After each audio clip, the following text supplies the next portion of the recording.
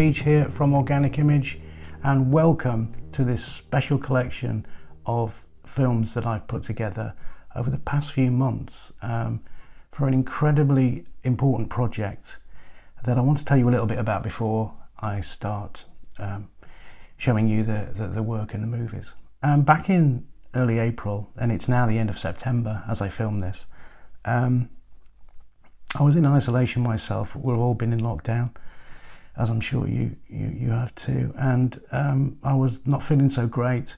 I wasn't quite sure where my career was going.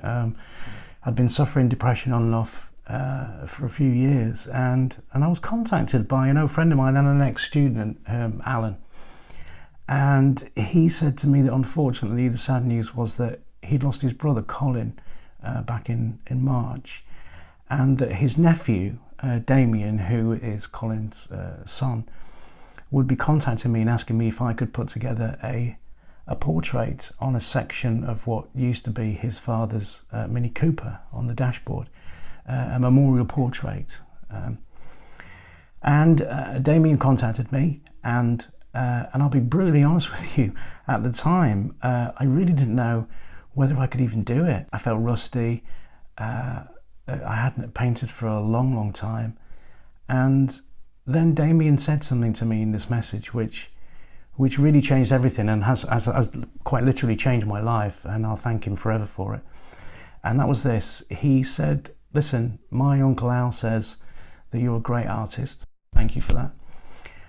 And I know you've had your own problems, but you're considering getting back into painting, and you know, if you would consider doing that, I would really love it if you would do this this portrait for me, because it would mean the world to me. And if you are going to consider doing that, I don't mind waiting." And I've got to tell you that really changed everything for me. That ignited a spark that turned into a flame and just got my creative mojo going again. I unpacked my airbrushes, I bought some needles, and literally started drawing and practicing and painting. And Damien said to me that he had a picture of his father, which was a very special picture. And unfortunately, he was trying to get it retouched because it was very badly water damaged, the picture. Then this was the one that I needed to do the painting from. And I don't think he knew at the time that I'd been using Photoshop for many years, as some of you already know. And I said, "Well, send me the picture and let me have a look at it." So he sent me this great photo. And when I pulled it out of the envelope, I took one look at it. And I thought, who is this dude? And he was standing there in a karate suit with a big metal pin through his arm. And the photo was completely ruined. I mean, it was very badly damaged. But it set me down a road of thinking of some ideas. And I thought, wouldn't it be great if I took this photo and I recreated it to make it look as good as it did the day that it was shot? And I thought about this idea. And I thought that maybe retouching the photo was almost, probably more important than doing the actual airbrush work on the mini piece, which he did send me. So I contacted Alan, and I got the idea of producing something that they could then print from that would make a huge photo to replace this important photo. And it turned out that where this photo was taken, it very much looked to me like it could have been taken offset from Enter the Dragon. The guys in the karate suit was all sepia toned. There were obviously some foreign people in the background. And I knew nothing about Colin whatsoever. So I asked Alan, "Tell me a little bit about your brother. I'm obviously going to spend quite a long time working with him, and I'd like to know a little bit about him, if that's possible." And it turned out that the photo was actually taken at the Tang Do, which is Korean mixed martial arts, World Championships in 1992 in San Diego in California, where Colin won the World Championships for Great Britain and brought this incredible trophy back. And the more I found out about Colin, the more fascinated I was with his story of his life. He was such an interesting character. Alan went on to tell me that he used to deep sea dive with sharks, and he'd wear a chainmail suit underneath his diving suit, and he would feed wild sharks out in the ocean, and that one took a massive bite out of his hand and left a tooth embedded in the chainmail, and he kept the tooth and wore it on a chain around his neck and called it The One That Got Away. So all these stories I started to learn about Colin just painted such a picture of an incredibly interesting person that, and I was touched, you know, to be asked the way that I was by Damien to produce this artwork for the Mini Cooper. So I decided what I would do, and I asked Alan's permission if it was okay to do that, was to create, you know, a piece of artwork, which I'm also going to be making a video of as part of this collection, almost like a poster for Enter the Dragon movie. So I'm still working on that section. But as you watch this, I have produced many hours in the Photoshop work. The picture was edited and finished. And when I got to that stage, I was then able to take the section from the mini dashboard and prep all that and transfer the image to that, and then begin the airbrush work. So this collection of films is many hours that I spent in Photoshop rebuilding this photo, and I just thought it would make an interesting, you know, set of collections of films where you could see my process through Photoshop, possibly learn something from it, which would be wonderful. And I wanted to share that with the world, and obviously asked Alan and Damien's permission, and they were more than up for that, because it's kind of like something that they can also keep, you know, the process of how I produce that. I was very excited to get started on the project. That was back in April. It's now the end of September, and it's been a lot of work, but man, was it worth it. So the videos are basically my progression through the Photoshop retouching, and then taking that painting and then producing the final airbrush piece on the Mini Cooper dashboard. And I just want to say thank you to Damien, and thank you to Alan for kind of like trusting in me to do that at a time in my life when I wasn't even really sure what was happening myself. It's changed everything for me, and on the back of that I've built a new website where I'll be hosting these videos. And I want to bring something, you know, that I always talked about 12 years ago when I first had ideas for Airbrush Art TV, and now I've got the technology to realise that. So I'm very excited to share this collection of films with you. I do hope you enjoy them. Part 1 is coming up straight after this intro. I think there are 9 videos altogether, and so possibly, I mean, in the videos I managed to squeeze them down into about 9, maybe 8.5, 9 hours of full, you know, comprehensive Photoshop and airbrushing work.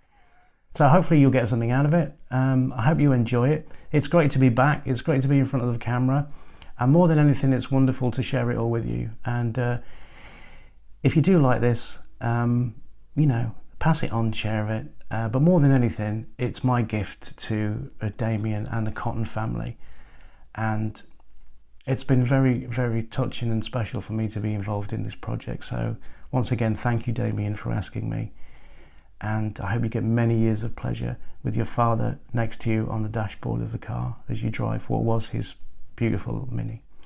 So please enjoy, and I'll see you at the end. All right.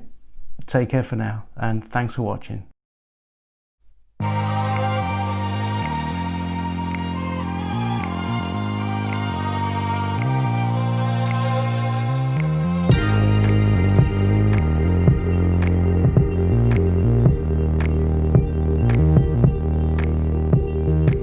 Okay, here we are in Photoshop 2020, and this is the legend that is Colin Cotton.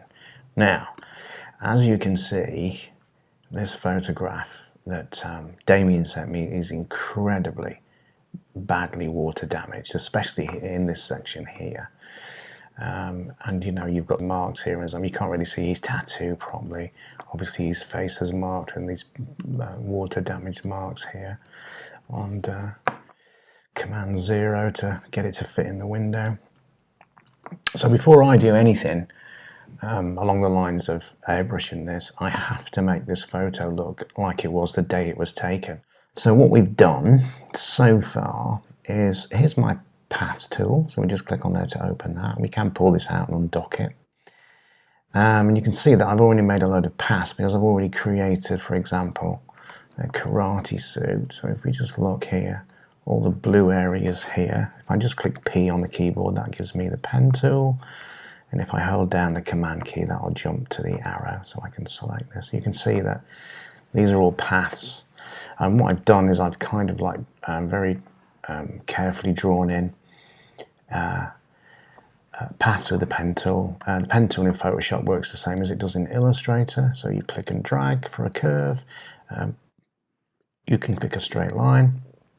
If you held the Alt key down, you can go from a straight line to a curve, which is very useful. And that is how the pen tool works. And to join those up at the end, to stop them going funny, you can hold the Alt key like that. That will give you a more controllable path as you close the paths. So that's the pen tool. So let's just delete those because we don't need those. And have a look at this. So what I've done so far is I've drawn in the karate suit. I've also drawn in karate suit shading, which you can probably see a little better on the arm here if I zoom right in.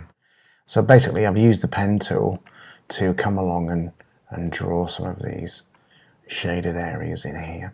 Just undo that.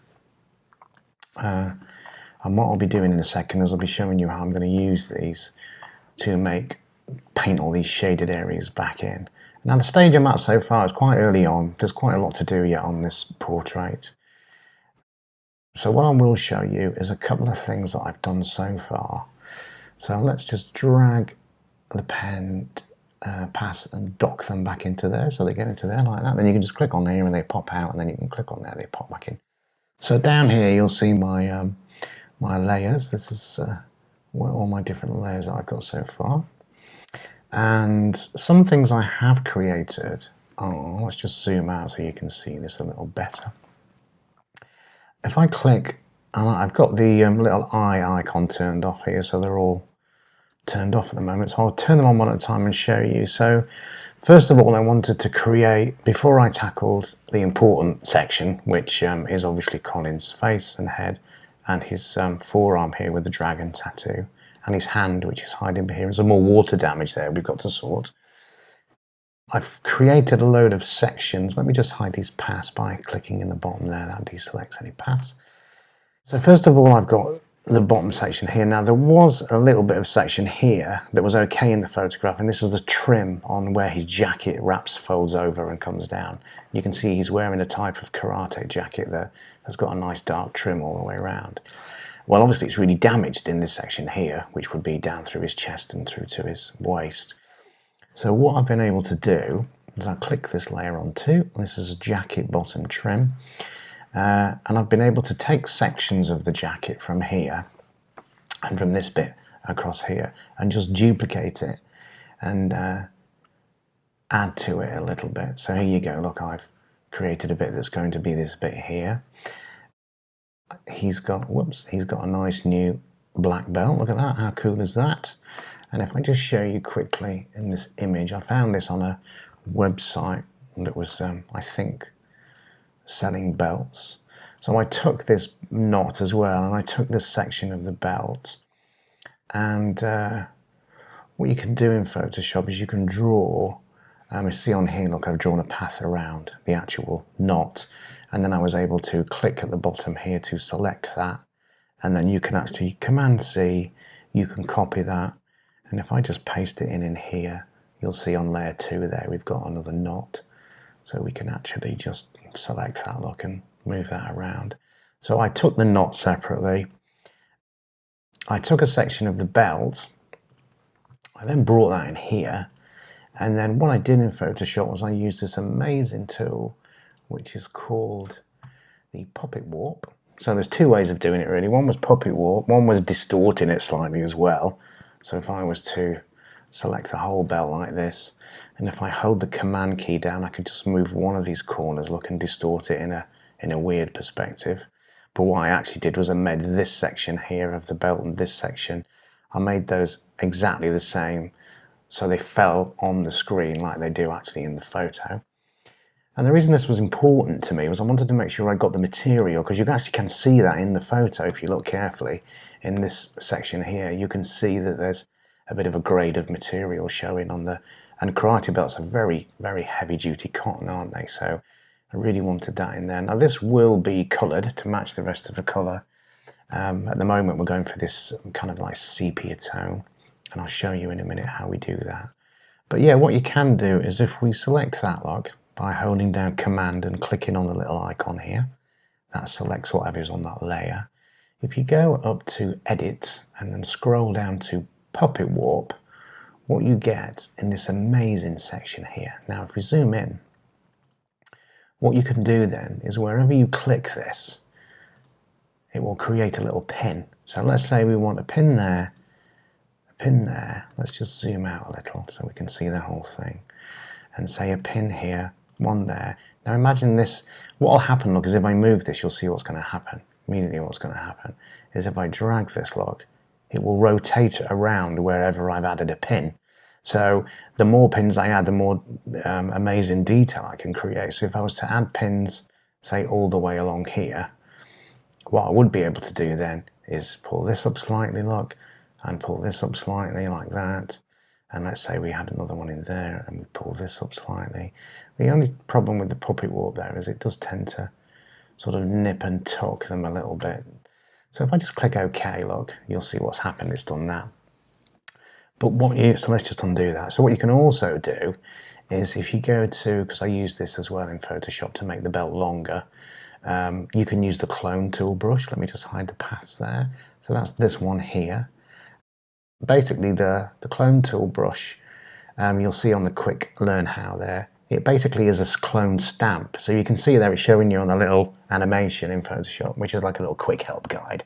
What it's doing is you select a point on the image where you want to clone from, and then you can paint into the image a cloned section. So we've got that selected, and to do that you hold down the Alt key and you would click somewhere. Let's just deselect it as well. Let's say here, for example. Hold down Control and click, and that'll give us our brushes. Let's just make that wide for a second and then click back on here.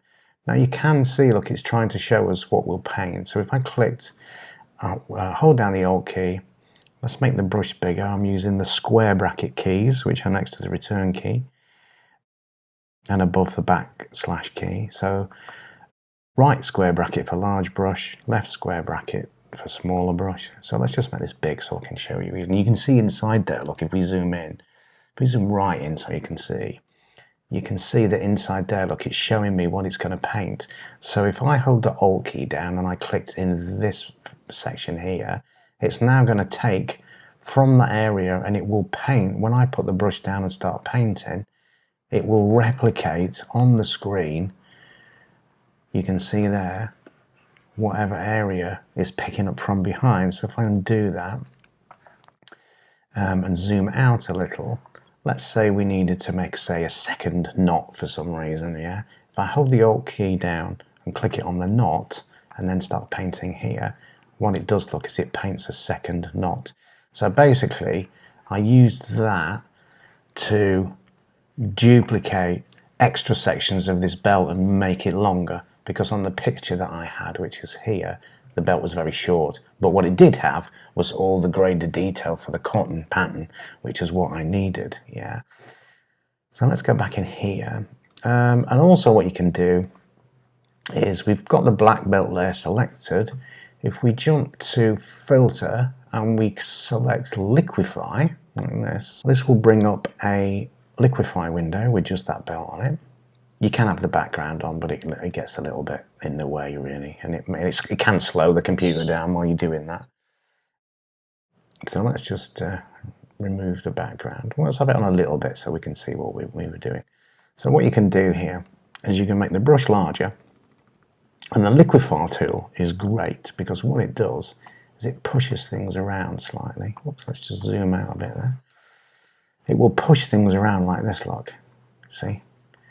So if you want, in areas I needed the belt to be a little bit more curved at the edge, and say down here I needed it to tuck up a little bit like that, you know, and you've just got to be careful how you do it. Depending on the size of the brush will depend on how you will get the effect. But you can see like we might want to pull that in a little bit there, you see, and make it look like it's like that. Maybe this knot needs to be bigger and slightly more distorted, so we could do that. Maybe we want that to just bulge up there, look, you see, or just bulge back out that way. You've got to be careful with it though, because if you do too much, if we click OK, and then we go back to here, you'll see what that now looks like. You see, look, you can get a very distorted, because it is a Liquify tool. Let's just take that off because it's getting in the way. That was just the clone brush was still selected, that's what that was.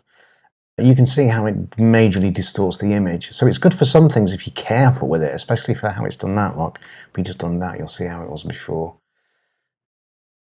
So that is the karate belt. I think you'll agree that looks quite cool, especially when we match it up so it's all the same colour. And I will tell you something, in fact, while I'm actually making this. He says drinking his coffee because it's going to be a huge surprise. And in fact, even Al doesn't know, who's Colin's brother, is I've got 3 different versions of this that I'm going to produce. One will be just to recreate this whole image so it looks as good as the day it was taken in these colours of this kind of sepia tone. The second thing I'm going to do, which I'm going to show you in a minute, is I'm going to do a poster version of this as if it's almost like Enter the Dragon type style poster, like a movie poster, which I'll show you shortly. But the third thing that I'm going to do, which is going to be a bit of a challenge, and I guess it'll be a nice tutorial, is I'm actually going to do a full colour version of this too. So this whole image will look as if, hopefully, as good as if it was shot yesterday. And that is my target goal. That's the 3 things that I want to create. For Damien, who's Colin's son, and for Al, who is Colin's brother. So we've got the belt, that's all looking nice, isn't it? Now, this water damage that runs up here, and his hand's very much in shadow, you can see that the daylight is coming from quite high. It must have been about midday, I suppose, in this image. So the shadows are very much underneath his arm. He's obviously raised his arm, so his left hand is in shadow. So I found an image of a hand, which I've dropped in here, and that's going to be my guide for painting where his other hand is. I think it looks like he's rolling up his sleeve, actually. And then we've got his sleeve there, look. That looks quite cool, doesn't it? I've painted a little bit of shadow. Again, this is very much rough stage at the moment. I've still got an awful long way to go. This is literally phase 1, but I'm going in a mode at the moment to start rebuilding all the areas that I need to build. So we've got that there. Shape guide, that was just a rough guide where I could take the pen tool and draw on where I thought the edge of his karate suit came, because you can't see it really with all the water damage. Let's just turn that off a second. We'll come to the crowd bit in a minute. Now, Colin's arm. What I've done here is, if we look at the path that I've drawn, so here's the path for Colin's arm. P for pen tool, and then hold down Command and we can select that. And you can see, and if I hold Alt and click it, it'll click all the points. That's the path that I've drawn, nicely detailed around Colin's arm. And the reason that I've done that is that if I click in the bottom of the pen tool section here, which is load path as selection, as you can see there, that will select it. And we can feather that selection slightly if we want to. But for what I'm doing here, it didn't really matter, because what I wanted to do was then Command C and copy this, paste it and create a new layer. So if I deselect that, I'll just turn this layer visibility on so you can see it. And the reason that I've done this, and you can see I've sketched a little bit on there, if I just click B, it'll give me the brush tool, is this tattoo here is very important. And not only is it important because it's a tattoo that Colin had, and I want to be able to draw this back in a little bit more in detail, is it's going to make, in the idea that I've had, part of a dragon which will surround him in the background here. So it was really important to me that I got this right. So Alan sent me this picture, which is, he said to me, it's very much like that on there. That dragon on his arm is very similar to this dragon here. He can't seem to find a photo of a detailed image of Colin's actual arm with a tattoo on. So what I'm going to do is, on here, I've got tattoo guide, look, this layer here. I've made those green, and you do that by right-clicking it, and then you can select a colour down here, or no colour, like that, which is how they are by default. So you just go like that, make that green. And everything green, I know, for my reference, is going to be to do with the tattoo. Yeah. So B on the keyboard for brush tool. If I click on here or click up here in the color wheel, we can spin around here and slide this around, not choose a dark green, something like that. Click undo just to undo that. Left bracket key to make the brush smaller. Zoom in there. And then what I can do, and what's really great in Photoshop, a couple of years back, I don't know how long ago it was now, but they created something for Photoshop which is invaluable when you're painting, really. And that is if you hit R on the keyboard, you get this little icon. What you can do now is literally drag the whole canvas around. And R is obviously for rotate. So it just means that you can get to these sections. And in the past, you would have had to rotate the layer to do this, and it would have been a lot more difficult.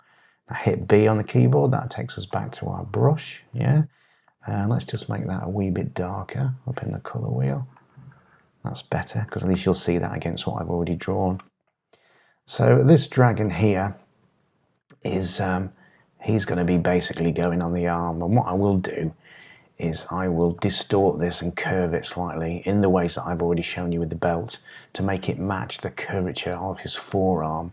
And then I'm just going to use that, I'll put it on here, I'll distort it, which we'll come to soon. And then in the layer opacity here, I'll just drag that down like that. And then I will sort of like sketch over it to give me a guide to follow for the tattoo on there. And we'll be able to sort of like draw all this back in and get it all like detailed in here. And then once we've done all that, we'll blur it all back, and because obviously it's not in super focus, I don't want it to be in focus, I want it to look like it's part of the image, but it was important for me to get that back in. So rotate, and then top left at the top here, you've got reset view, bosh, that will just take us back to there. So let's zoom out, and I will show you why I had this brainwave. Now, when I first received this image of Colin, I didn't know anything about him whatsoever. I just saw that he was obviously in a karate suit. I didn't know where this picture was taken. I knew nothing about it. And now, like I told you at the beginning of the video, the story behind this image for Colin is absolutely incredible. And what was really strange was, before I knew any of that information, I took one look at this photo and thought, this looks like it could be a shot off scene from Enter the Dragon or something. And then the more I found out about Colin, the more I realised that he was actually a true legend who could have really been in that film, you know, or had his own movie. So that took me to this image. Now, this was painted by a real childhood hero of mine called Chris Achilles. Chris Achilles is a Greek artist who I think lived in London for a long time. And if you knew anything, or you're my kind of age and you grew up absolutely worshipping Bruce Lee like I did, you will know this image straight away. I believe this image was, and I'm sure I had the book myself when I was about 14, from My Jeet Kune Do, which was Bruce Lee's book about his amazing fighting style, martial arts. And Chris Achilles created this epic image of him. And as soon as I saw this photo and I saw his dragon tattoo, immediately kind of reminded me of that. Now, although I'm creating this to make a piece of airbrush art that will go on the dashboard of what used to be Colin's Mini, which his son is converting and souping up, it suddenly became quite clear to me that possibly editing this image is actually more important overall than coming to airbrush that section on the vehicle, because although Damien, his son, will have that piece and he'll be able to glance down and see his father drive along with him, you know, in the car forever, which is wonderful, creating an image of this that we can use to paint from really is kind of more important. So in a way, I had this light bulb idea, and I got in touch with Alan on Messenger, and I said, hey Al, I've had this crazy idea. How about we make a second version of this image once I've retouched it and turn it into a movie poster?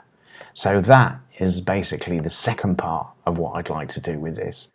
So I took the idea, and here's Colin. I've just very roughly cut out on the background.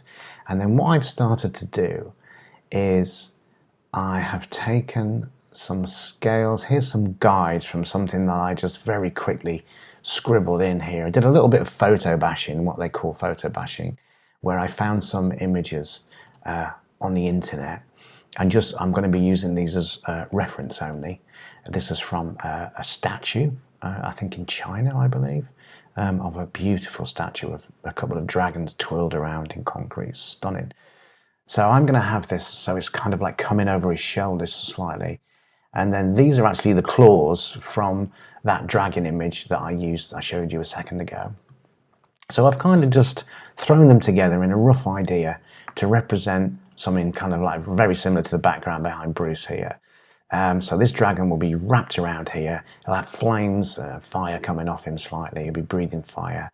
Now, the story that I told you at the beginning of the video, all about the incredible shark that took a piece out of Colin's hand and then left its tooth in him. So at the bottom here, we're going to have, instead of a koi carp swimming up, which you would normally have in a tattoo design, maybe a dragon and a koi, I'm going to put a shark in here. And then at the bottom here, you're going to have very Japanese sort of tattoo style looking water. Very similar to the red dragon bike that I painted. Okay, so here, if you haven't seen this before, there are pictures of it on my website. This is a bike that I painted many years ago. It was one of the first motorcycles that I painted, actually. And I still think it's the best thing that I ever did, to be quite honest with you. It took me 2 months to paint this, because quite literally I painted every single detail by hand like this with a rigger, what's called a rigger liner paintbrush. So a bit like you would do a traditional tattoo, you know, all the line art was done first, and then I went into you just use the airbrush for some shading to give it some sort of 3D level of shading. And there is the back mudguard. So you see it here, we've got all these kind of like Japanese style waves and water. That's what will be in this section here at the bottom. And then all the scales going around here, the dragon following and wrapping around here. I'm not going to wrap them right around Colin because I don't think that's the right thing to do, because I want him to be the focus point, not the dragon. Then will be all scales like this, and there'll be a little bit of organic detail and bits and pieces like that in there. The flames will be like this, and there'll be some of these curves in. But the shark was really important, I thought, in his story. I mean, if this was being designed as a tattoo that he perhaps would have had on himself, he probably would have gone for, I don't know, I mean, I'd like to think so, he would have gone for it, because the idea of that represents, you know, a very important part of his life. When the shark attacked him, when he was feeding it, his left hand was in the mouth, he was wearing the chainmail apparently, and the shark just decided his hand looked a bit tasty, but left its tooth in his chainmail. And then, of course, he was bleeding profusely, so they had to get out of the area, and the shark started getting into a bit of a blood frenzy, so they really had to get out of there quick. So I've got this shark here. Now what I've done as well is I've got 2 sharks, and if I turn this one on and turn this one off, look at this guy. What I'm going to do with this is, that's how it looked before, and this is how it looks now, and I'll be painting over this, so it's only reference really. But what I've done is I've used that Liquify tool that I showed you about. So let's just select the right layer like this, select the shark, go to filter, go to Liquify, and let's zoom in there like this. And then what you can do is you can take this, and I didn't tell you before, but that's left square bracket key to make the brush smaller. You do have, of course, a size here for the brush, and density and pressure, so you can actually change the way this does have an effect on this image. Yeah, so you can fiddle around with those until you feel they work well for you. Yeah, because the higher this is, you know, the more that will distort. Yeah, so let's just undo that. I forgot to mention that when I showed you the black belt. So it was important for me to make this guy look like, you know, he was a little bit having a big frown like that, and his nose was all like snarled up. I'm holding the space bar down there just to turn that into the move tool, so you can move around very quickly. Again, you can right bracket, square bracket, just to make the brush bigger. Curve that nose up a lot so he looks like he's really angry, because he's like, you took my tooth, give me my tooth back. And then you can play around like this. I pulled this down so he looks a lot more angry, and then left bracket key to make the brush small. And then what I did was I pulled this down so it kind of accentuates some teeth, but it really does accentuate that there's a tooth missing here. And then I pulled these up a little, as you can see, I'm having to do more because I turned that pressure down. So if I turn that up, you'll see that that will push up a little bit quicker, like that. Make these teeth look all nasty and gnarly, and make this guy look like a real horrible looking, old, demented, crazy shark. So again, we can make that bigger. We can pull this out, look, a little bit. Maybe this nose needs to be a bit fatter here, like that. Maybe this bit here needs to be just so, like that. And you can play with this for a while until you get it right. You've got to remember that this is just a very rough guide for me. Let's just press OK and you'll see how, press undo there, look. Edit, let's just go redo Liquify, or it's Shift Command Z, and then undo, yeah, which is Command Z, like that. And then on here I've got my guides, look, this is where I'm sketching around where the image will be all drawn. And on that guide, if I click B for brush, and then select a blue, maybe a dark blue, let's have a look at that, that's okay. And then we'll zoom in here. What he doesn't have at the moment is a fin. So I'm just going to sketch one in like that, put that in there, like that, just real quick.